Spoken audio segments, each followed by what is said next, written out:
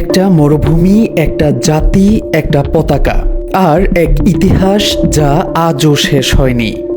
আজ পৃথিবীর সবচেয়ে আলোচিত অঞ্চলগুলোর একটি বেলুচিস্তান। কিন্তু প্রশ্ন হলো, এই গল্পের শুরু কোথায়? আজকের পাকিস্তানের দক্ষিণ পশ্চিমে পাহাড়, মরুভূমি আর আরব সাগরের তীর ঘেঁষে বিস্তৃত বেলুচিস্তান। এটা শুধু পাকিস্তানই নয়, এর কিছু অংশ রয়েছে ইরান ও আফগানিস্তানেও। কিন্তু এখানে যারা বাস করে তারা নিজেদের পরিচয় দেয় আমরা বেলুচ। একটা ভাষা, একটা সংস্কৃতি, একটা পরিচয় যা শত শত বছর ধরে টিকে আছে। বেলুচ জনগণের নিজস্ব ভাষা, নিজস্ব সংস্কৃতি, নিজস্ব গোত্রভিত্তিক সমাজ ব্যবস্থা ছিল। ইতিহাসবিদদের মতে শতাব্দীর পর শতাব্দী ধরে তারা বিভিন্ন স্থানীয় শাসকের অধীনে বসবাস করেছে। তারপর এলো এক নতুন শক্তি। 1700 শতকে গড়ে ওঠে খানাত অব কালাত। এটি ছিল বেলুচদের সবচেয়ে গুরুত্বপূর্ণ ঐতিহাসিক রাষ্ট্রগুলোর একটি।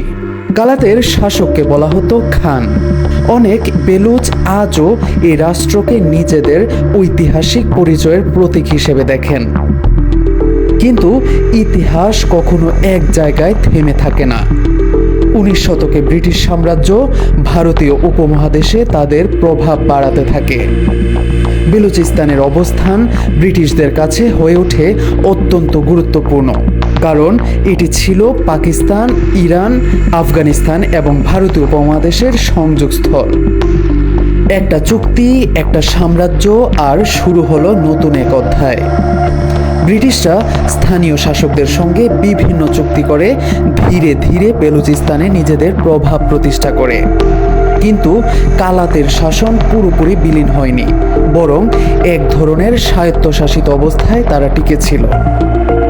একটা জাতি, একটা ইতিহাস, একটা পরিচয়।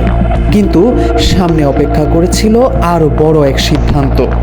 কারণ 1947 সালে ব্রিটিশ শাসনের অবসান ঘটল। ভারত ভাগ হলো, পাকিস্তান জন্ম নিল, আর তখনই বেলুচিস্তানের ভাগ্য কোন দিকে যাবে সেই প্রশ্ন সামনে এসে দাঁড়ালো। সেই গল্পই থাকবে পর্ব 2-এ।